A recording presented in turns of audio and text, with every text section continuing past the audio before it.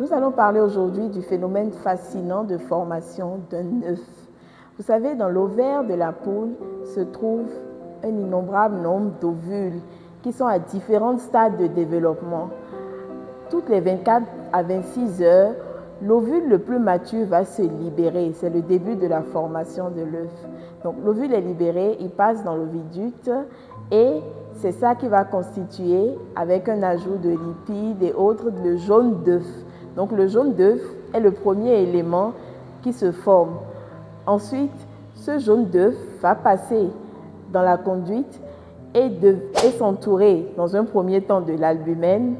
Ensuite, l'albumène qu'on appelle communément le blanc de l'œuf, puis les membranes coquillaires et enfin la coquille.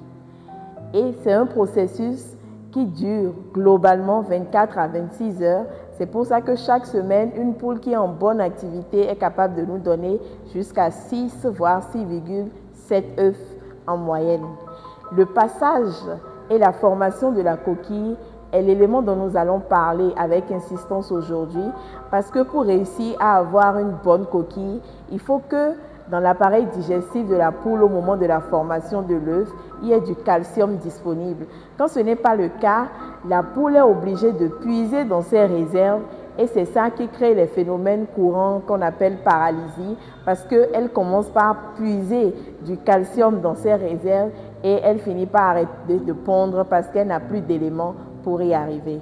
Donc, donnez à votre poule, peu avant l'extinction de la lumière, un bon aliment avec la quantité de calcium qu'il faut. C'est ce qui permettra d'avoir de bons œufs avec de bonnes coquilles. À très bientôt.